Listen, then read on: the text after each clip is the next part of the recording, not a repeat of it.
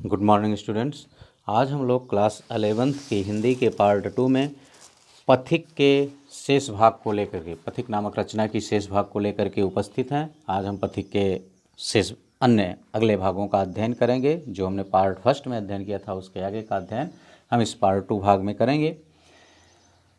यदि इस चैनल को आपने सब्सक्राइब ना किया हो तो इसको सब्सक्राइब कर दें, बेल आइकन दबा दें ताकि कोई भी वीडियो अपलोड किया जाए तो इसका नोटिफिकेशन आपके पास पहुंचता रहे, और इसे अपने दोस्तों के पास भी शेयर करना ना भूलें। हाँ, देखिए हम 7वां पद देखते हैं। वन उपवन गिरिशान कुंज में मेघ बरस पड़ते हैं, मेरा आत्म प्रलय होता है नयन नीर झड़ते हैं। पढ़ो लहर तट तृण तरु गिरि, नभ किरण जलद पर प्यारी, लिखी हुई यह मधुर कहानी विश्व विमोहनकारी। देखिए, कवि कहता है अपनी प्रकृति सुंदरता पर कवि मोहित है, और प्रकृति की सुंदरता को देख करके कवि उसकी प्रशंसा में अपने प्राणप्रिय से कह रहा है कि वन उपवन गिरिशान कुंज में मेघ बरस पड़ते हैं। अर्थात इस प्रकृति की सुंदरता को देखकर वन, उपवन, पर्वत और समुद्र, कुंज माने झुरमुट अर्थात वनस्पतियों पर मेघ बरस पड़ते हैं, बादल बरसने लगते हैं। यानी प्रकृति की सुंदरता को देखकर उस पर मोहित होकर के वन, उपवन, पर्वत, समुद्र और वनस्पतियों पर मेघ बरसने लगते हैं। मेरा आत्म प्रलय होता है। कवि कह रहा है कि इस प्रकृति की सुंदरता को देखकर मैं भी आत्म विभोर हो जाता हूँ, नयन नीर झड़ते हैं, और प्रकृति की सुंदरता को देखकर मेरे आँखों से भी आंसू बहने लगते हैं। पढ़ो लहर तट तृण तरु गिरि, नभ किरण जलद पर प्यारी। कवि अपनी प्रियतमा को संबोधित करते हुए कहता है कि तुम समुद्र और नदियों की लहरों पर, समुद्र के तट पर तृण तिनके, तरु वृक्ष, गिरि पर्वत, नभ आकाश, किरण और सूर्य और चंद्रमा की किरणों पर, जलद और बादलों पर प्रकृति की सुंदरता की जो कहानी लिखी गई है तुम उसे पढ़ो। पढ़ो लहर तट तृण तरु गिरि, नभ किरण जलद पर प्यारी। कवि कह रहा है कि समुद्र की लहरों पर, तट पर, तिनके पर, वृक्ष पर, पर्वत पर, आकाश में चंद्रमा की किरणों पर जो प्रकृति की सुंदरता की कहानी लिखी गई है तो, और बादलों पर जो प्रकृति के सुंदरता की कहानी लिखी गई है उसे पढ़ो।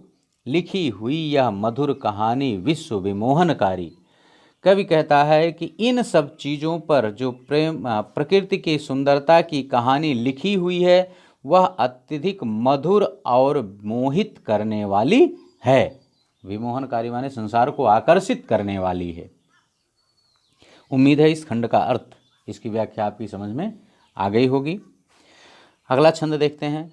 कैसी मधुर मनोहर उज्जवल है यह प्रेम कहानी, जी में है अक्षर बन इसके बनूं विश्व की बानी। स्थिर पवित्र आनंद प्रवाहित सदा शांति सुखकर है, आहा प्रेम का राज्य परम सुंदर अतिशय सुंदर है। कवि कहता है कैसी मधुर मनोहर उज्जवल है यह प्रेम कहानी।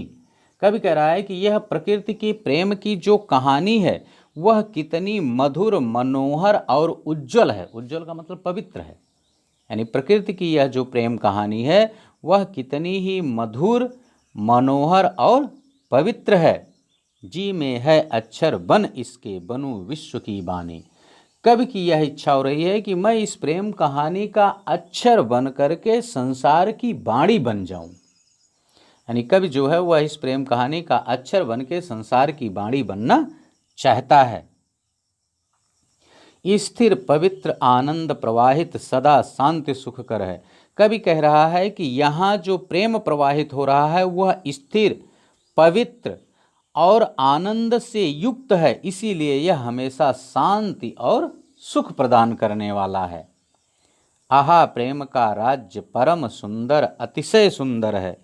कवि कहता है कि अरे यह जो प्रेम, प्रकृति प्रेम का जो राज्य है वह परम सुंदर है, अतिशय सुंदर है। उम्मीद है कि ये 7वें और 8वें पद की व्याख्या आपकी समझ में आसानी से आ गई होगी। इसका हम शिल्प सौंदर्य देख लेते हैं। देखिए, दोनों छंदों में खड़ी बोली भाषा का प्रयोग किया गया है, मैंने पहले भी बताया था, और मुक्तक छंद का प्रयोग है, अनुप्रास अलंकार है। यहाँ प्रकृति की सुंदरता का मनमोहक चित्रण किया गया है। कवि स्वयं ही प्रकृति की सुंदरता को देखकर मोहित हो जाता है, आकर्षित हो जाता है।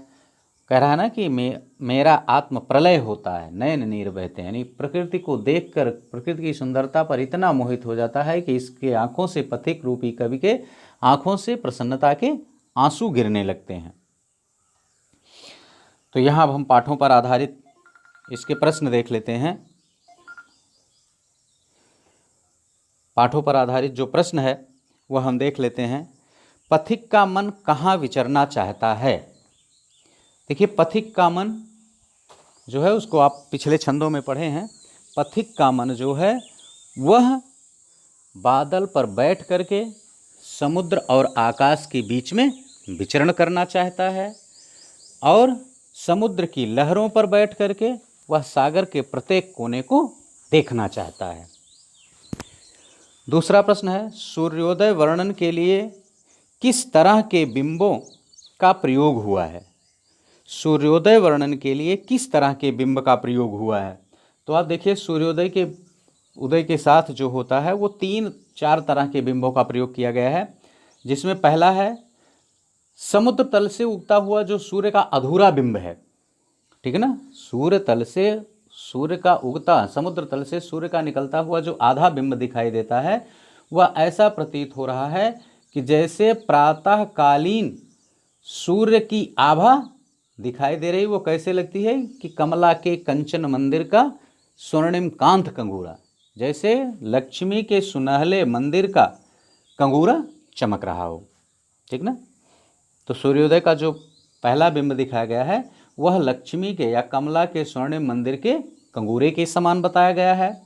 और जो दूसरा बिंब दिखाया गया है वह ऐसा प्रतीत होता है कि जैसे लक्ष्मी की सवारी को लाने के लिए समुद्र के द्वारा एक सुनहली सड़क का निर्माण कर दिया गया हो, ये दूसरा है।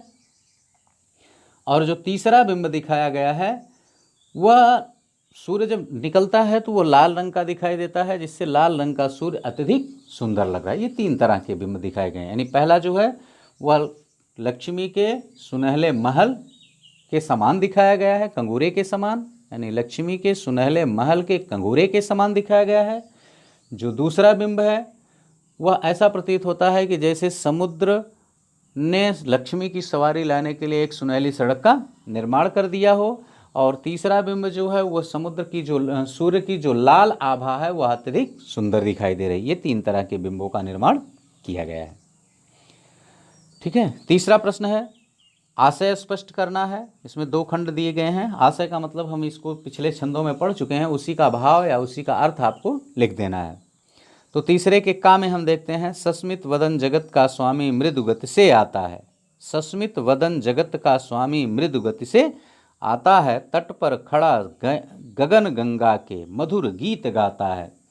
देखिए, इसमें कवि कह रहा है, प्राकृतिक सौंदर्य का वर्णन करते हुए कवि कहता है कि संसार का स्वामी सस्मित वदन, मुस्कुराते हुए, ठीक ना, मृदु गति, धीमी गति से, यानी ईश्वर का जो स्वामी है वह मुस्कुराते हुए मंद गति से आता है और तट पर खड़ा गगन गंगा के मधुर गीत गाता है। और वह तट पर खड़ा होकर के आकाश गंगा के मधुर गीत गा रहा है।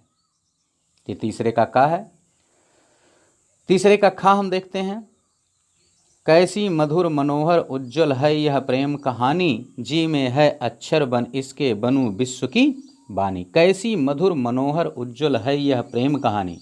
देखिए, इसमें भी प्रकृति की सुंदरता का वर्णन करते हुए कवि कहता है कि यह प्राकृतिक सौंदर्य की प्रेम कहानी कितनी मधुर है, ठीक है ना।